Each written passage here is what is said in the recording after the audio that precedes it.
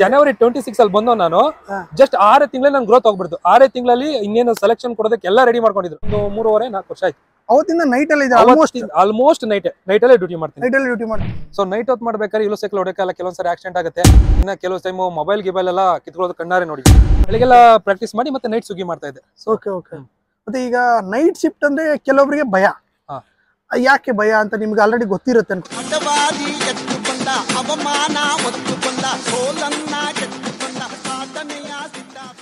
ನಮಸ್ಕಾರ ಎಲ್ರಿಗೂ ಇವಾಗ ಟೈಮ್ ಒಂದು 10:30-11 ಆಗಿದೆ ನಾವೆಲ್ಲ ಆಫೀಸ್ಗೆ ಹೋಗೋರು ಆಫೀಸ್ಗೆ ಹೋಗಿರ್ತಾರೆ ಸಾಯಂಕಾಲ ಮನೆಗೆ ಬರ್ತಾರೆ ಇಲ್ಲ ಕೆಲಸ ಬೇರೆ ಕೆಲಸ ಮಾಡೋರು ಬಂದು ಮಲಗ್ಬಿಡ್ತಾರೆ ಬಟ್ ಇಷ್ಟೊತ್ತಲ್ಲೂ ಕೂಡ ಕೆಲಸ ಮಾಡೋರು ಅಂದ್ರೆ ನಮ್ಮ ಡೆಲಿವರಿ ಬಾಯ್ಸ್ ಕೂಡ ಒಬ್ರು ಆದ್ರೆ ಏನು ಅಂದ್ರೆ ನಾವು ಇಷ್ಟೊಂದೆಲ್ಲ ಕಷ್ಟಪಡ್ತೀವಿ ಅದರಲ್ಲಿ ಅವರು ಒಬ್ರು ಅವ್ರನ್ನ ಇವಾಗ ಮಾತಾಡ್ಸೋಣ ಅವರ ಕಷ್ಟಗಳನ್ನ ತಿಳ್ಕೊಳ್ಳೋಣ ಅದೇ ರೀತಿ ಇವಾಗ ನೈಟ್ ಶಿಫ್ಟ್ ಮಾಡುವಂತ ನಮ್ಮ ಪವನ್ ಅವರು ಇದ್ದಾರೆ ಹಾಯ್ ಬ್ರೋ ಡೆಲಿವರಿ ಪಾರ್ಟ್ನರು ಇವರು ತುಂಬಾ ದಿನದಿಂದ ನೈಟ್ ಶಿಫ್ಟ್ ಮಾಡ್ತಾರೆ ಅದೇ ರೀತಿ ಡೇ ಶಿಫ್ಟ್ ಕೂಡ ಮಾಡ್ತಾರೆ ಇವಾಗ ಕೇಳೋಣ ಹೇಗಿದ್ದೀರಾ ಬ್ರೋ ಚೆನ್ನಾಗಿದ್ದೀನಿ ಬ್ರೋ ಚೆನ್ನಾಗಿದ್ದೀರಾ ನಮ್ಮ ಚಾನಲ್ಗೆ ನಿಮ್ಗೆ ಸ್ವಾಗತ ನಮಸ್ಕಾರ ಓಕೆ ಇವಾಗ ನಾವು ಇದು ಇವ್ರದ್ದು ಅಷ್ಟೇ ಅಲ್ಲ ಅಂದ್ರೆ ಇವರು ಒಬ್ಬ ಡೆಲಿವರಿ ಪಾರ್ಟ್ನರ್ ಆಗಿ ಅಷ್ಟೇ ಅಲ್ಲ ಇನ್ನೊಂದೇನಪ್ಪ ಅಂದ್ರೆ ಇವರು ತುಂಬಾ ಜನ ಡೆಲಿವರಿ ಪಾರ್ಟ್ನರ್ ಗಳಿಗೆ ಹೆಲ್ಪ್ ಮಾಡ್ತಾರೆ ಯಾವ ರೀತಿ ಹೆಲ್ಪ್ ಅಂದ್ರೆ ಯಾರೊಬ್ರು ಔಟ್ಸೈಡ್ ಇಂದ ಇರ್ಬೋದು ಬೆಂಗಳೂರಿಂದ ಔಟ್ಸೈಡ್ ಈ ಕಡೆ ನಾರ್ತ್ ಕರ್ನಾಟಕಕ್ಕೆ ಇರ್ಬೋದು ಈ ಕಡೆ ಮೈಸೂರು ಆಗಿರ್ಬೋದು ಇಲ್ಲ ಬೇರೆ ಅವ್ರಿಗೆ ಇರ್ಬೋದು ಅಂದ್ರೆ ಏನು ಅಂದ್ರೆ ಅವ್ರಿಗೆ ಅಂದ್ರೆ ಇಲ್ಲಿ ಬೆಂಗಳೂರು ಬರ್ಬೇಕು ಅಂತ ಆಸೆ ಇರುತ್ತೆ ಅದೇ ರೀತಿ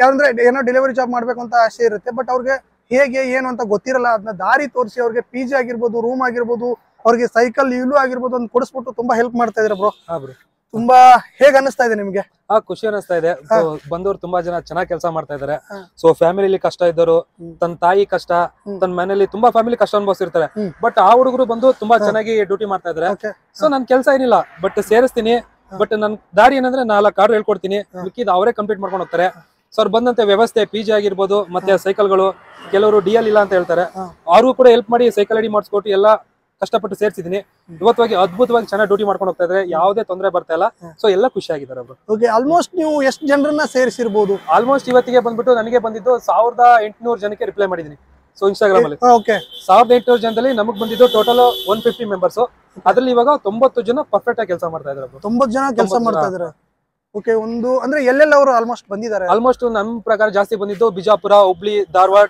ಗದಗ್ ಆಲ್ಮೋಸ್ಟ್ ಉತ್ತರ ಕರ್ನಾಟಕ ಉತ್ತರ ಕನ್ನಡ ತುಂಬಾ ಜನ 70-80% ಉತ್ತರ ಕರ್ನಾಟಕ ಜನರೇ ಬಂದಿದ್ದಾರೆ ಹೌದು ಅಂದ್ರೆ ಇವಾಗ ಒಬ್ರು ಗಾಡಿ ಇರಲ್ಲ ಅಂತ ಹೇಳ್ತಾರೆ ಅಲ್ಲ PG ಉಳ್ಕೊಳ್ಳಕ್ಕೆ ಏನ್ ವ್ಯವಸ್ಥೆ ಎಲ್ಲ ಯಾವ ರೀತಿ ಮಾಡ್ತಾರೆ ಅದಂದ್ರೆ ನಾನು ಕೆಲವೊಂದು PG ಕಾಂಟ್ಯಾಕ್ಟ್ ಮಾಡಿದೀನಿ ನಾ ಗಾಡಿಗಳಿಗೆ ಯೂಲೋ ಸೈಕಲ್ ಕಾಂಟ್ಯಾಕ್ಟ್ ಮಾಡ್ಕೊಂಡಿದ್ದೀನಿ ಸೊ ಅವ್ರು ಬಂದಾಗ ಕೆಲವೊಂದು ನನ್ನ ಹತ್ರ ಎಷ್ಟು ಅಮೌಂಟ್ ಇರುತ್ತೆ ಅದ್ರಲ್ಲಿ ಕೆಲವೊಂದು ಸ್ವಲ್ಪ ಹೆಲ್ಪ್ ಮಾಡ್ತೀನಿ ಹಂಗಂದ್ರೆ ಇವಾಗ ಅವ್ರಿಗೆ ಈಗ PG ಗೆ ಇಷ್ಟ ಆಗುತ್ತೆ ಯೂಲೋ ಸೈಕಲ್ ಒಂದು 2000 ಆಗುತ್ತೆ PG ಗೆ 3000 ರೆಂಟ್ ಆಗುತ್ತೆ ಅಂತ ಹೇಳಿರ್ತೀನಿ ಸೊ ಅವ್ರು ಹೇಳ್ತಾರೆ ನಮ್ಮ ಮನೇಲಿ ತುಂಬಾ ಕಷ್ಟ ಇದೆ ಅಣ್ಣ ಸ್ವಲ್ಪ 3000 ಅಡ್ಜಸ್ಟ್ ಮಾಡ್ಕೊಂಡ್ ಬರ್ತೀನಿ ಅಂತ ಹೇಳಿದಾಗ ನಾನು PG ಅವ್ರಿಗೆ ಹೇಳಿರ್ತೀನಿ ಸರ್ ಇವ್ರ 2000 ಅಡ್ವಾನ್ಸ್ ಇಸ್ಕೊಳ್ಳಿ ಮಿಕ್ಕಿದ ಅಮೌಂಟ್ ನ ಡೈಲಿ ಡ್ಯೂಟಿ ಬರುತ್ತೆ ಡೈಲಿ ಪೇಮೆಂಟ್ ಬರುತ್ತೆ ಅದಾದ ನಂತರ ಇಸ್ಕೊಳ್ಳಿ ಅಂತ ಹೇಳ್ತೀನಿ ಆ PG ಅವ್ರು ಒಪ್ಕೊಂತಾರೆ ಹಾಗಾಗಿ ಬಂದವರಿಗೆಲ್ಲ ಸಖತ್ ಹೆಲ್ಪ್ ಆಗ್ತಾ ಇದೆ ಅಂದ್ರೆ ಈ ತರ ಮಾಡ್ಬೇಕು ಅಂತ ಹೇಗ್ ಅನಿಸ್ತು ನಿಮ್ಗೆ ಹೇಗ್ ಅನಿಸ್ತಾ ಅಂದ್ರೆ ನಾನು ತುಂಬಾ ನೈಟ್ ಹೊತ್ತು ಡ್ಯೂಟಿ ಮಾಡ್ಬೇಕಾದ್ರೆ ತುಂಬಾ ಗಮನಿಸ್ತಾ ಇದ್ದೆ ಸೊ ಎಲ್ಲಾ ಕಡೆ ಬಂದ್ಬಿಟ್ಟು ಅಸ್ಸಾಂ ಹಿಂದಿ ಆ ಕಡೆ ಎಲ್ಲರೂ ಇದ್ರಲ್ಲ ನಮ್ ಕನ್ನಡದವ್ರು ತುಂಬಾ ಕಮ್ಮಿ ಆಗ್ತಾ ಇದ್ರು ಮತ್ತೆ ನಿಮ್ಗೆ ಎಲ್ಲರಿಗೂ ಪ್ರತಿಯೊಬ್ಬರಿಗೂ ರಿಪ್ಲೈ ಮಾಡಿದೀವಿ ಪ್ರತಿಯೊಬ್ರು ವಿಡಿಯೋ ನೋಡ್ತಾ ಇದೀವಿ ಆಗ ಜಿಜೆ ಕನ್ನಡ ನಿಮ್ದು ವಿಡಿಯೋ ನೋಡ್ತಾ ಇದೀನಿ ಅಂತ ಹೇಳಿದ್ರು ಸೊ ಆ ವಿಡಿಯೋ ನೋಡಿದಾಗ ನನಗೂ ರಿಪ್ಲೈ ಮಾಡಿದ್ರು ಆ ಅಣ್ಣ ನನ್ಗೆ ಪರಿಚಯ ಅಂತ ಹೇಳಿದೆ ಸೊ ಅವಾಗ ರಿಪ್ಲೈ ಮಾಡಿ ಎಲ್ಲರನ್ನು ಕರೆಸಿದಾಗ ಈ ತರ ಹೇಳಿದ್ರು ಅಣ್ಣ ನಮ್ಗೆ ತುಂಬಾ ಕಷ್ಟ ಇದೆ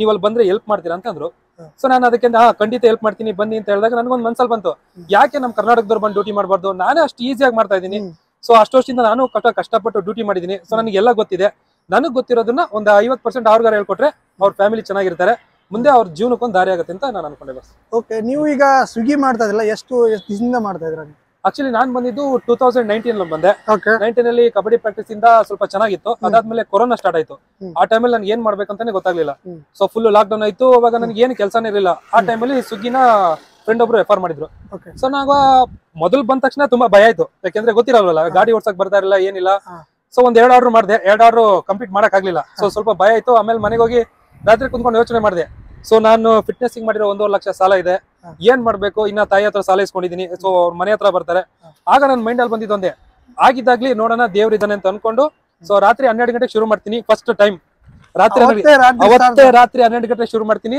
ಸೊ ಅವತ್ತು ನನ್ನ ಮೈಂಡ್ ಅಲ್ಲಿ ಬಂದಿದ್ದು ಅಷ್ಟೇ ನೈಟ್ ಹೊತ್ತು ಇಷ್ಟು ಫ್ರೀ ಆಗಿರುತ್ತೆ ಹೊಡಿಯೋದಕ್ಕೆ ಬಟ್ ಯಾವ್ದೇ ರೀತಿ ತೊಂದರೆ ಆಗದಿರೋ ತರ ದೇವ್ರು ಕಾಪಾಡ್ಕೋತಾನೆ ಅನ್ಕೊಂಡ್ ಮನ್ಸಲ್ಲಿ ಹೊಟ್ಟೆ ಅವತ್ತಿಂದ ಇವತ್ತಿನವರೆಗೂ ನನ್ ನೈಟ್ ಶಿಫ್ಟ್ ಅಂದ್ರೆ ಇಷ್ಟ ನೈಟ್ ಶಿಫ್ಟ್ ಅಲ್ಲಿ ನಾನು ಡ್ಯೂಟಿ ಮಾಡ್ತಾ ಇದ್ದೀನಿ ಎಷ್ಟು ವರ್ಷ ಆಯ್ತು ಇವತ್ತಿಗೆ ನಾನು ಕರೆಕ್ಟ್ ಆಗಿ ಡ್ಯೂಟಿ ಮಾಡಕ್ ಸ್ಟಾರ್ಟ್ ಮಾಡೋದ್ರಿಂದ 3.5-4 ವರ್ಷ ಆಯ್ತು ಅವತ್ತಿಂದ ನೈಟ್ ಅಲ್ಲಿ ಇದೆ ಆಲ್ಮೋಸ್ಟ್ ನೈಟ್ ಅಲ್ಲೇ ಡ್ಯೂಟಿ ಮಾಡ್ತೀನಿ. ನೈಟ್ ಅಲ್ಲಿ ಡ್ಯೂಟಿ ಮಾಡ್ತಾರೆ. ಎಷ್ಟು ಗಂಟೆಯಿಂದ ಎಷ್ಟು ಗಂಟೆ ಮಾಡ್ತಾರೆ? ಆಲ್ಮೋಸ್ಟ್ ನಾನು 7ಗೆ ಸ್ಟಾರ್ಟ್ ಮಾಡ್ತೀನಿ.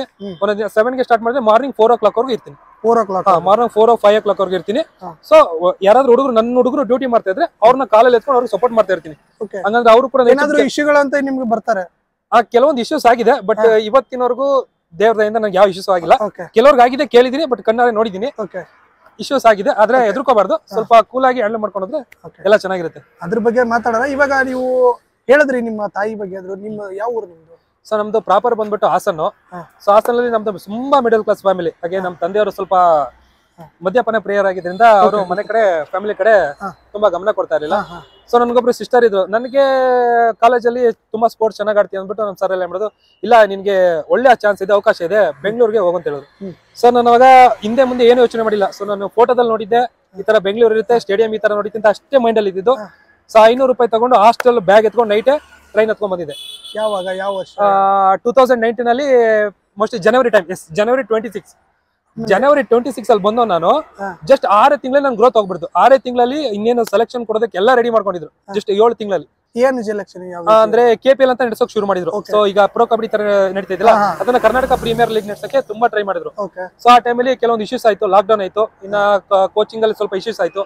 ಆ ಪ್ರಾಬ್ಲಮ್ ಆಗಿದ್ರಿಂದ ಅಲ್ಲಿಗೆ ಎಲ್ಲ ಸ್ಟಾಪ್ ಮಾಡಿದ್ರು. ಅದನ್ನ 6 ತಿಂಗಳು ಸ್ಟಾಪ್ ಮಾಡಿದ್ರು. ಇವಾಗ 6 ತಿಂಗಳು ಸ್ಟಾಪ್ ಮಾಡಿದ್ರಲ್ಲಿ ಕೆಲವೊಂದು ಹುಡುಗರು ಬೇರೆ ಬೇರೆ ಕೆಲಸ ಮಾಡ್ಕೊಂಡಿದ್ದಾರೆ, ಇನ್ ಕೆಲವರೆಲ್ಲ ಹೊರಟೋದ್ರು. ಬಟ್ ನಾನಿನ್ನು ಸ್ಟಿಲ್ ಟ್ರೈ ಮಾಡೋಣ ಅಂತ ಇದೀನಿ. ಯಾಕಂದ್ರೆ ಇನ್ನು ಕೆಲವರು ಹೇಳ್ತಾರೆ ಇನ್ನು ಏಜ್ ಆಗಿಲ್ಲ, ಆರಾಮಾಗಿ ಟ್ರೈ ಮಾಡ್ಬೋದು. ಸೊ ಇವತ್ತಿನ ಇನ್ ಮುಂದೆ ಟ್ರೈ ಮಾಡ್ಬೋದು ಅಂತ ಅವ್ರು ಹೇಳಿದಾರೆ. ಅದಕ್ಕೋಸ್ಕರ ಇನ್ನು ವೇಟ್ ಮಾಡ್ತಾ ಇದ್ದೀನಿ. ಮುಂದಲ್ಲ ಒಂದಿಲ್ಲ ಹಾಗೆ ಆಗುತ್ತೆ ಅಂತ. ಓಕೆ, ಇವಾಗ ನೀವು ಕಬಡ್ಡಿ ಅಂದ್ರಲ್ಲ, ನಿಮ್ ಕಬಡ್ಡಿ ಅಂದ್ರೆ ಯಾವಾಗಿಂದ ಸ್ಪೋರ್ಟ್ಸ್ ನಿಮ್ಗೆ ಒಲವು? ಸೊ ನನಗೆ ಸ್ಕೂಲಿಂದಲೂ 5th ಸ್ಟ್ಯಾಂಡರ್ಡ್ ಇಂದಲೂ ನಾನು ಚೆನ್ನಾಗಿ ಆಡ್ತಾ ಇದ್ದೆ. 5th ಸ್ಟ್ಯಾಂಡರ್ಡ್ ಅಲ್ಲಿ ನಾನು ಖೋಖೋ ಚೆನ್ನಾಗಿ ಆಡ್ತಾ ಇದ್ದೆ. ಖೋಖೋದಲ್ಲಿ ಡೈವ್ ಮತ್ತೆ ರನ್ನಿಂಗ್ ಎಲ್ಲ ಚೆನ್ನಾಗಿತ್ತು. ಸೊ ಆ ರನ್ನಿಂಗ್ ಮಾಡ್ಬೇಕಾದ್ರೆ ನನ್ಗೆ ಅನಿಸ್ತಾ ಇತ್ತು ಕಬಡ್ಡಿ ನನ್ಗೆ ಅಷ್ಟು ಇಂಟ್ರೆಸ್ಟ್ ಇರ್ಲಿಲ್ಲ.